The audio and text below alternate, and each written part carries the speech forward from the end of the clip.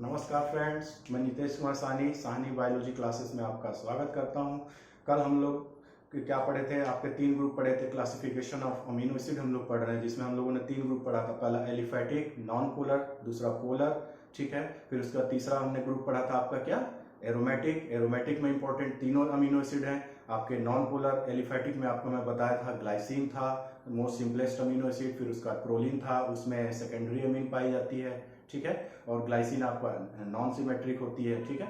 फिर उसके बाद हम लोगों ने क्या पढ़ा था, और टाइरोसिन में बताया था कि तीनों एरोमेटिक टाइरोसिन पाई जाती है, बहुत सारे एंजाइम से पाई जाती है। ट्रिप्टोफैन क्या होता है, मोस्ट कॉम्प्लेक्स अमीनो एसिड होता है। तो ये सारी क्लासेस में हम लोग आप लोग देखे थे। जब हम आपको क्विज कराएंगे तो आपको ये सारी चीजें क्वेश्चन आ जाएगी आपको कि किस तरह से एग्जाम में पूछे जाते हैं, ठीक है। आज हम लोग जो लेके आए फोर्थ क्लास में देखते हैं कौन से आते हैं। फोर्थ क्लास में 3 अमीनो एसिड आते हैं, जिनको हम क्या बोलते हैं, पॉजिटिवली चार्ज या बेसिक अमीनो एसिड। इन्हीं को हम क्या बोलते हैं, बेसिक अमीनो एसिड, राइट। ये याद रखिएगा। तो क्वेश्चन पूछा जाए बेसिक अमीनो एसिड का एग्जांपल बताइए, तो ये 3 होते हैं। तो मैंने कल आपको बता दिया था HAL, हिंदुस्तान एरोनॉटिक्स लिमिटेड, सभी लोगों ने सुना होगा। तो HAL क्या होता है, हिस्टीडीन, अर्जिनिन और lysine. Histidine for H, arginine for A, L for lysine. याद रखेंगे।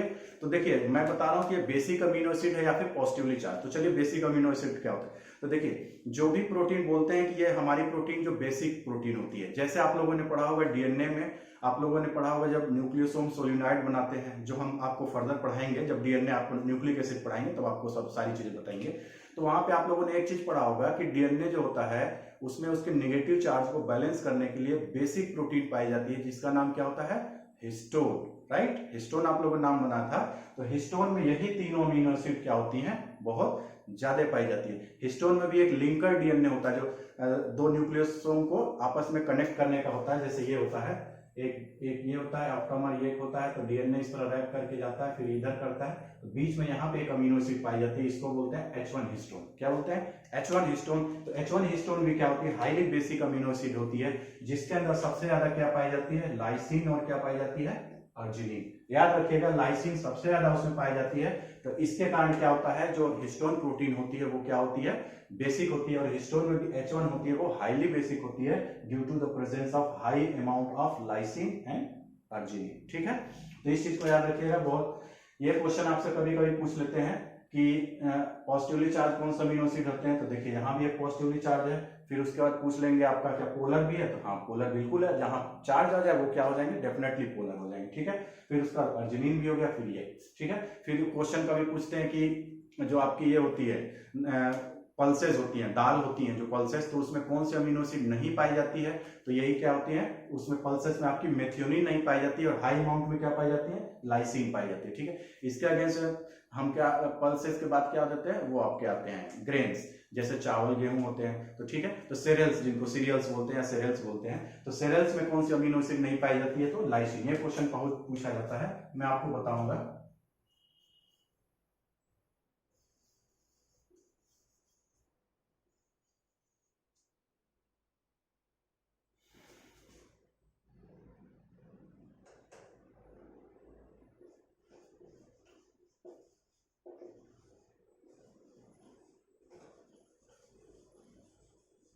Less amount of lysine. ये क्वेश्चन आप लोगों को बहुत पूछा जाता है कि सीरियल्स जो होते हैं जैसे गेहूं चावल होते हैं, उसमें कौन सी अमीनो एसिड नहीं पाई जाती है, तो उसका क्या नाम होता है, लाइसिन। और जो पल्सेस होती हैं दालें, उसमें कौन सी अमीनो एसिड नहीं पाई जाती है, तो उसको क्या बोलते हैं, मेथियोनिन, ठीक है। ये याद रखेगा। मेथियोनिन मैंने आपको बताया था क्या होता है, मेथियोनिन में सल्फर ज्यादा पाया, मतलब सल्फर कंटेनिंग अमीनो एसिड पाई जाती है, ठीक है। तो आपका ये हो गया यहाँ से क्वेश्चन। और आपको यही रीजन है कि दाल और चावल क्या होता है, साथ में खाई जाती है। हम सदियों से क्या होता है, दाल और चावल खाने की परंपरा है, या फिर रोटी के साथ दाल खाने की परंपरा है ना। तो क्यों होता है, रोटी में क्या होता है, लाइसिन कम है, जबकि लाइसिन क्या होता है, दालों में ज्यादा होती है, ठीक है। फिर उसके बाद मेथियोनिन क्या होती है, दालों में कम पाई जाती है, जबकि इसमें क्या होती है, ये आपकी जो सीरियल्स होते हैं इसमें मेथियोनिन क्या पाई जाती है, ज्यादा। तो क्या होता है, दोनों एक दूसरे का कंप्लीमेंट्री हो जाते हैं, या फिर कह लीजिए सप्लीमेंट्री हो जाते हैं। जो चीज उसमें कम पाई जा रही है इसमें ज्यादा पाई जा रही है, जो इसमें कम पाई जा रही है वो दाल में ज्यादा पाई जा रही है। इसलिए दाल रोटी या फिर चावल और दाल खाने की हमारे यहाँ परंपरा है, ठीक है। आइए जानते हैं नेक्स्ट क्लास के बारे में।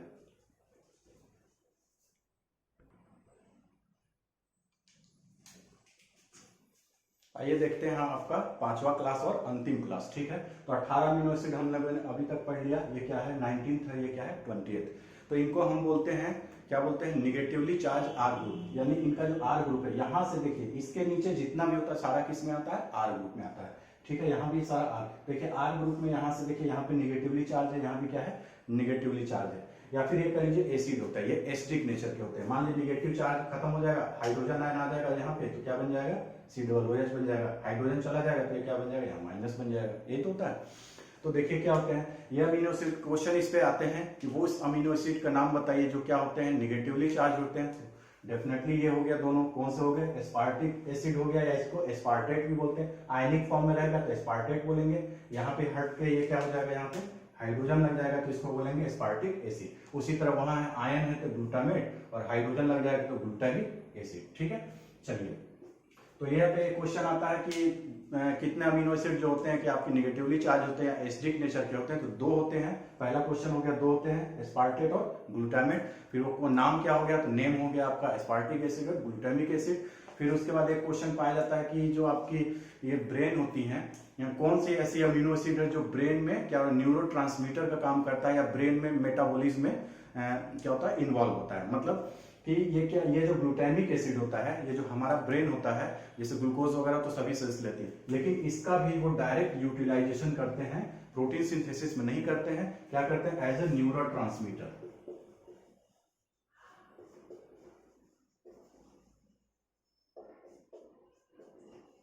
अरे न्यूरोट्रांसमीटर, ठीक है। तो न्यूरोट्रांसमीटर का काम क्या होता है, जैसे एक ये नर्व सेल है, ये एक नर्व सेल है, ठीक है। तो इसका टेल इसके हेड से होगा। तो ये जहां पे सिनेप्सिस बनाते हैं, या सिनेप्टोनीमल कॉम्प्लेक्स, या ये सिनेप्सिस जहां करते हैं ये, ठीक है, कॉम्प्लेक्स बनाते हैं, तो यहाँ इनके बीच में हल्का सा गैप होता है। तो यहाँ पे आपके बहुत सारे टेल्स निकले रहते हैं, और यहाँ पे क्या निकले, डेंड्राइट्स निकले रहते हैं।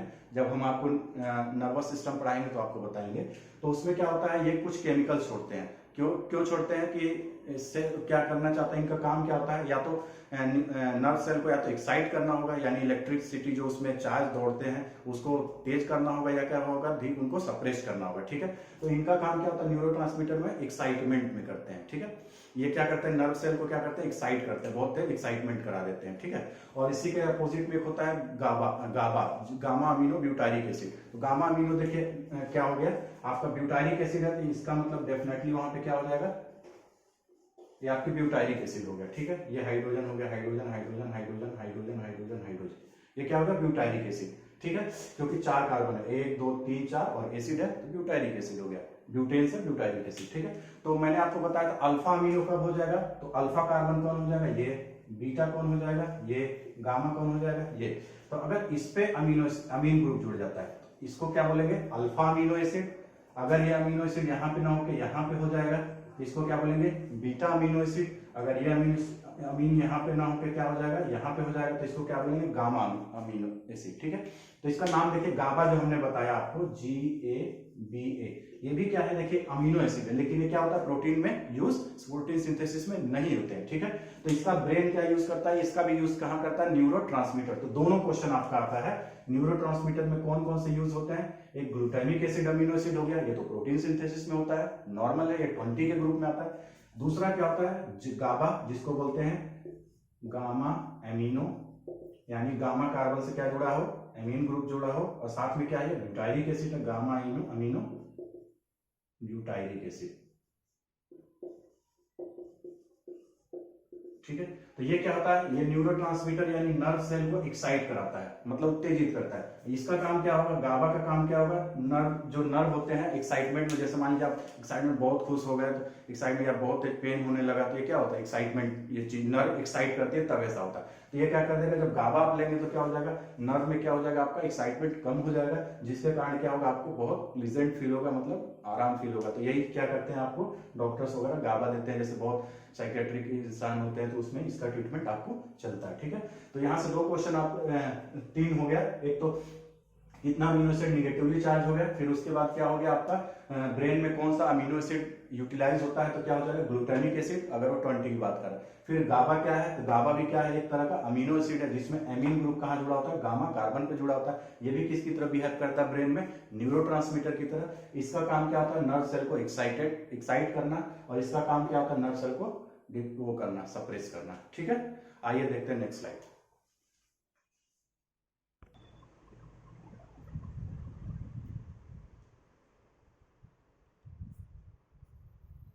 अब हम लोग देखेंगे, अभी हम लोग 20 अमीनो एसिड के बारे में पढ़ लिए जो हमारे बॉडी में पाए जाते हैं, जो किसमें पार्टिसिपेट करते हैं, प्रोटीन सिंथेसिस में पाए जाते हैं। इस 20 अमीनो एसिड को on the basis of their R group कितने क्लासेस में हमने डिवाइड किए थे? 5 क्लासेस में डिवाइड किए थे। 5 क्लासेस में जो इंपॉर्टेंट क्वेश्चन थे मैंने आपको सारे बता दिए थे, कहाँ कहाँ से आते हैं। उसके बावजूद भी अगर कुछ आता है तो हम क्विज, जब आपके क्विज सीरीज चलाएंगे तो उसमें आपको वो चीजें बता देंगे। ठीक है, आइए हम जानते हैं कुछ अनकॉमन अमीनो एसिड जो बॉडी में पाए तो जाते हैं, लेकिन वो क्या होते हैं? अनकॉमन अमीनो एसिड होते हैं, मींस कि वो प्रोटीन में पाए नहीं जाते या बहुत रेयरली किसी प्रोटीन में वो आपको दिखेंगे। ठीक है, तो आइए उन कुछ इंपॉर्टेंट अमीनो एसिड के नाम जान लेते हैं जो आप क्या होते हैं जनरली सुनेंगे, कभी भी आप जाएंगे तो सुनेंगे और एग्जाम में भी वो क्वेश्चन पूछे जाते हैं। ठीक है, तो पहला अमीनो एसिड है 4 हाइड्रोक्सी प्रोलीन, या सिंपली इसको बोलते हैं हाइड्रोक्सी प्रोलीन। आप 4 भूल जाएंगे, आप क्या नाम रखेंगे? Hydroxy proline. ठीक है, तो हाइड्रोक्सी प्रोलीन होती है, किसमें पाई जाती है? तो सेल वॉल में प्रोटीन पाई जाती है। मैंने आपको कार्बोहाइड्रेट में बताया था कि 1 to 5% क्या पाए जाते हैं? प्रोटीन, लेकिन डिटेल में नहीं बताया था। ये डिटेल में आपको कहाँ पे आएगी? जब आप सेल वॉल पढ़ेंगे तो वहां पे आपको बताई जाएगी। ठीक है, तो जैसे बायोमोलिक्यूल खत्म हो जाता है तो उसके बाद मैं आपको या तो माइक्रोबायोलॉजी मीन्स कि आपका जो वायरस, फंजाई, आपकी ये सारी चीजें होती हैं, माइक्रो ऑर्गेनिज्म, उसके बारे में पढ़ाऊंगा, या तो हो सकता है सेल में शुरू करूंगा, या फिर ऐसा हो सकता है एक लेक्चर आपको साइटोलॉजी या सेल बायोलॉजी पे दूंगा और एक लेक्चर आपको किस पे दूंगा? माइक्रोबायोलॉजी पे। इससे अल्टरनेट आएंगे। ठीक है, तो बने रहिए मेरे क्लास के साथ और इस क्या करिए, आप लोग वीडियो को पूरा देखिए। आप लोग वीडियो क्या करते हैं, 1-2 मिनट देख लेते हैं तो उसके बाद आप लोग छोड़ देते हैं। आप लोग वीडियो जब तक पूरा नहीं दिखेंगे आपको समझ में नहीं आएगा कि क्या चीज पढ़ाई जा रही है और क्या चीज नहीं पढ़ाई जा रही है, या फिर मैं क्या छोड़ रहा हूँ या फिर क्या गलत बता रहा हूँ। ठीक है, तो कम से कम वीडियो को पूरा देखिए और उसको रिस्पॉन्स दीजिए। तो ये देखिए हाइड्रोक्सी प्रोलीन या प्रोलीन होती है, ये अनकॉमन टाइप का अमीनो एसिड होती है जो किसमें पाई जाती है? Cell wall of protein. ठीक है, फिर दूसरी होती है 5 हाइड्रोक्सी लाइसिन। ठीक, तो ये दोनों अमीनो एसिड हाइड्रोक्सी प्रोलीन है और हाइड्रोक्सी लाइसिन है, ये दोनों आप कहाँ पाई जाती है? प्रोटीन आपके अंदर पाई जाती है जिसको बोलते हैं कोलेजन प्रोटीन, जो क्या होती है? इलास्टिक इन नेचर होती है। क्या होती है? इलास्टिक होती है। ठीक है, ये इलास्टिक प्रोटीन होती है जो आपके, जितना आपके शरीर में इलास्टिक प्रोटीन रहेगी आपके क्या उतना ही यंग दिखेंगे, उतना ही आप रिंकल्स आपको अंदर नहीं दिखेंगे। लेकिन जैसे आप क्या करते हैं, इलास्टिक प्रोटीन आपकी बॉडी में कम हो जाती है, वैसे क्या हो जाती है? एजिंग, आपको बॉडी में एजिंग दिखने लगेगी, रिंकल्स दिखने लगेंगे। तो इलास्टिक प्रोटीन का फॉर्मेशन कैसे होता है? एक क्वेश्चन और आता है, आप लोगों से पूछा जाता है। तो विटामिन सी, आप विटामिन सी लेते हैं तो विटामिन सी का काम क्या होता है? कोलेजन फॉर्मेशन के, कोलेजन सिंथेसिस में क्या होता है? वो पार्टिसिपेट करता है। तो याद रखिएगा यहाँ पे विटामिन सी।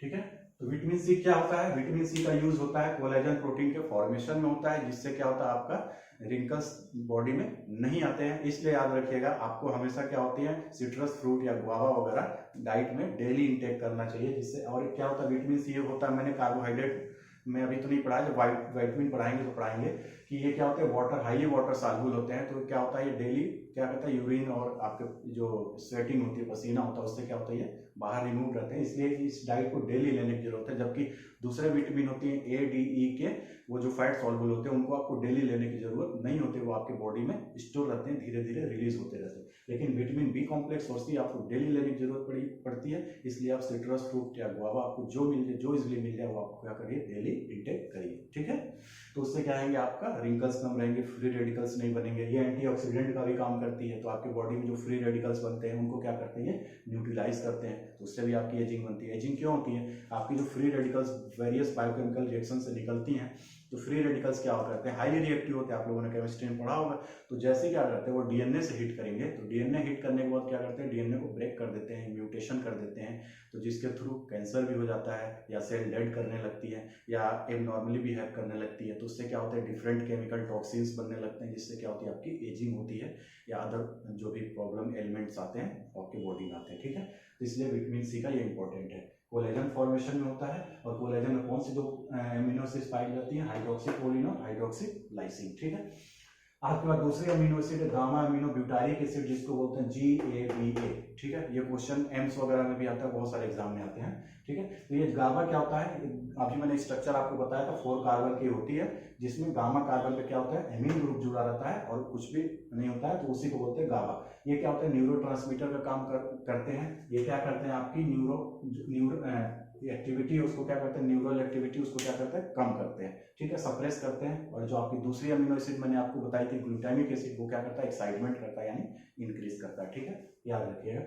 फिर 2 अमीनो एसिड आते हैं, ऑर्निथिन और सिट्रिलिन। ये तो डेफिनेटली आप लोगों ने जूलॉजी में पढ़ा होगा, जब आप लोग लीवर साइकिल या और सिट्रुलिन ऑर्निथिन साइकिल पढ़ते होंगे, लीवर में यूरिया का फॉर्मेशन कैसे होता है, तो उसी साइकिल का नाम बोलते हैं ऑर्निथिन साइकिल। उसी को हम क्या बोलते हैं, यूरिया साइकिल बोलते हैं, ठीक है, उसमें यूरिया बनता है। तो क्वेश्चन यहाँ से ये रेज हो गया, यूरिया कहाँ बनता है, तो लीवर में बनता है। लीवर में सेल्स होते हैं, तो लीवर के सेल्स को क्या बोलते हैं, तो हिपैटोसाइट्स, ठीक है। एक क्वेश्चन यहाँ पे लीवर के सेल क्या बोलता है, हिपैटोसाइट्स। फिर आपका यूरिया साइकिल कहाँ पाई जाती है, तो लीवर में पाई जाती है। ऑर्निथिन साइकिल कहाँ पाई जाती है, लीवर में पाई जाती है। ऑर्निथिन साइकिल का दूसरा नाम क्या है, यूरिया साइकिल पाई जाती है। इन दोनों में इंटरमीडिएट कंपाउंड कौन से बनते हैं, तो ऑर्निथिन और सिट्रुलिन। पहला कंपाउंड क्या बनता है, ऑर्निथिन, इसलिए इसका नाम है ऑर्निथिन साइकिल, ठीक है। इतने क्वेश्चन आ गए। फिर बोल रहा है they are also the intermediate, यानी ये दोनों ऑर्निथिन और सिट्रुलिन क्या होते हैं, intermediate in biosynthesis of arginine amino acid. मैंने आपको बताया था अर्जिनिन और हिस्टिडीन।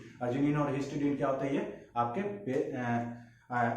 वो आपके चार्ज अमीनो एसिड होते हैं, ठीक है, अर्जिनिन और हिस्टिडीन। तो उसमें क्या होता है, ये आपके यही दोनों अमीनो एसिड इंटरमीडिएट के फॉर्म में पाए जाते हैं, ठीक है। तो ये आपका अमीनो एसिड हमने टोटल जो बताया था, पूरा अमीनो एसिड खत्म हो गया। अब आपको क्या चीज रह गई पढ़ानी, अमीनो एसिड की प्रॉपर्टीज, फिजिकल प्रॉपर्टी कुछ बताएंगे, कुछ केमिकल प्रॉपर्टीज बताएंगे।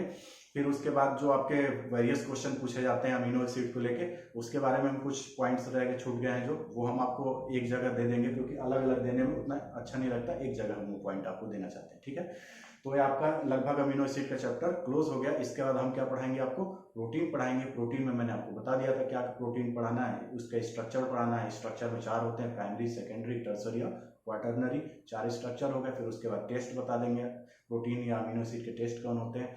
फिर उसके बाद बता देंगे आपके कि कुछ इंपॉर्टेंट प्रोटीन के नाम बता देंगे, जैसे, ठीक है, जैसे आपकी हो गई कोलेजन प्रोटीन हो गई, या ये सब, वैसे जब बताने की जरूरत नहीं, वो एग्जाम में नहीं पूछा जाता। और फिर आपको प्रोटीन में ये स्ट्रक्चर बताने के बाद बाकी जो चीज़ें होती हैं एंजाइम चैप्टर कवर करेगा। तो यहाँ पे आपका ये क्या हो जाएगा, 1-2 लेक्चर या अधिक से अधिक 3 लेक्चर लगेगा, उसमें क्या हो जाएगी आपकी प्रोटीन और अमीनो एसिड कंप्लीट हो जाएगी। फिर उसके बाद हम जो नेक्स्ट चैप्टर पढ़ेंगे बायोमॉलिक्यूल्स में, या तो न्यूक्लिक एसिड स्टार्ट करेंगे या तो फिर फैट। आप लोग कमेंट बताइए अगर क्या आपका, हम तो दोनों स्टार्ट कर सकते हैं, न्यूक्लिक एसिड और फैट, कोई भी, ठीक है। आपको अगर न्यूक्लिक एसिड पढ़ना होगा तो कमेंट दीजिएगा, मैं न्यूक्लिक एसिड पे लेक्चर बनाऊंगा। अगर आपको लिपिड्स पढ़ने होंगे तो आप लोग लिपिड्स पे वो कमेंट में बताएंगे तो मैं आपको लिपिड्स पढ़ा दूंगा। तब तक आप लोग चैनल के साथ बने रहिए। चैनल को आप जो भी वीडियोस होते हैं उसको पूरा देखिए, लाइक करिए, सब्सक्राइब करिए और अपने दोस्तों के बीच में इसको फैलाइए ताकि ये सभी तक पहुंच सके, ठीक है। बहुत बहुत धन्यवाद।